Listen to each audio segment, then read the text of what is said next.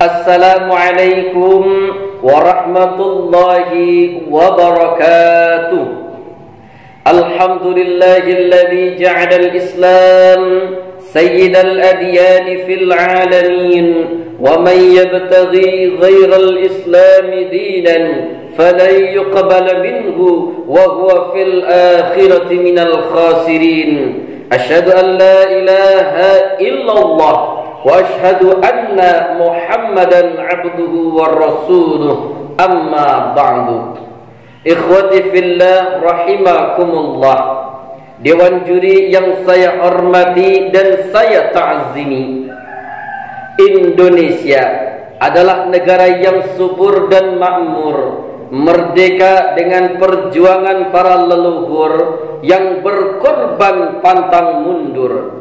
Walaupun dengan perbedaan yang ada, tidak menghalangi niat di dalam jiwa untuk memerdekakan Indonesia, karena sudah diikat dengan semboyan bangsa Bhinneka Tunggal Ika, berbeda-beda namun tetap satu tujuan, yakni Indonesia Raya. Hadirin, mengingat betapa besarnya NKRI, maka perlu kerjasama dan sama-sama bekerja dari seluruh lapisan masyarakat. Mengingat betapa pentingnya hal tersebut, maka pada kesempatan kali ini saya akan menyampaikan dakwah singkat dengan judul Penguatan Nilai-Nilai Nasionalisme. Hadirin rahimakumullah, secara singkat, nasionalisme bermakna cinta terhadap tanah air. Maka timbul pertanyaan, sudahkah kita mencintai negara kita ini dengan sepenuh jiwa? Kalau sudah, apa buktinya? Dan kalau belum, bagaimana solusinya? Maka setidaknya ada dua cara yang dapat kita lakukan untuk menumbuhkan rasa nasionalisme dalam jiwa kita. Yang pertama, menjaga persatuan dan kesatuan bangsa. Allah Subhanahu wa taala berfirman, "Wa'tasimu bihablillahi jami'an wa la tafarraqu." Dan berpegang teguhlah kamu sekalian kepada tali agama Allah dan janganlah bercerai-berai. Hadirin, ayat ini memberikan gambaran kepada kita bersama betapa pentingnya menjaga persatuan dan kesatuan bangsa. Terlebih Indonesia yang memiliki ras, agama, budaya, bahasa, adat istiadat dan lain sebagainya, perbedaan yang sangat banyak dan beragam, maka perlu persatuan dan kesatuan antar anak bangsa. Ketika rakyat sudah mencintai negaranya, maka dia akan mempercayai kebijakan pemimpinnya. Ketika pemimpin sudah mencintai negaranya, dia akan membuat kebijakan yang sesuai dengan rakyatnya. Namun sebaliknya, hadirin, ketika pejabat tidak lagi dapat dipercaya, maka rakyat akan memberontak dan tidak rela, sehingga timbul perpecahan di mana-mana, pertumpahan darah antar anak bangsa dan peperangan yang merajalela. Na'udzubillah summa na'udzubillahi min dzalik.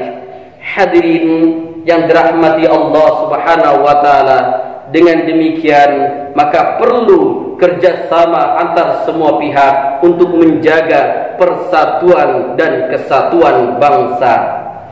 Yang kedua, menghargai jasa para pahlawan. Coba kita perhatikan betapa besar pengorbanan pahlawan kita terdahulu. Mereka berkorban dan berjuang dengan jiwa, raga dan hartanya, sedangkan kita hanya menikmati hasilnya saja. Lalu apa peran kita terhadap negara? Sudahkah kita memberikan dampak positif untuk negara kita? Tidak perlu lagi bertanya apa yang negara berikan untuk kita, tapi coba tanyakan apa yang sudah kita berikan untuk negara. terkhusus kepada generasi muda. Sudahkah kalian mempersiapkan diri untuk menatap masa depan yang gemilang? Jika kita santai ria, hanya bercanda, belajarnya malas juga, bagaimana nasib Indonesia untuk 10-20 tahun mendatang? Bukankah syubbanul yaum rijalul ghad, pemuda masa kini adalah pemimpin di masa depan? Hadirin yang dirahmati Allah Subhanahu wa taala, berdasarkan uraian singkat tersebut dapatlah kita ambil sebuah kesimpulan. Kita sadari bahwa Indonesia adalah negara yang besar dengan berbagai perbedaan ras, agama, budaya, adat istiadat dan lain sebagainya. Perlu kerjasama dan sama-sama bekerja untuk memajukan Indonesia. Maka rasa nasionalisme harus dipupuk di dalam jiwa untuk memajukan Indonesia sehingga dipandang di mata dunia terbang tinggi mengangkasa, indah bak burung garuda.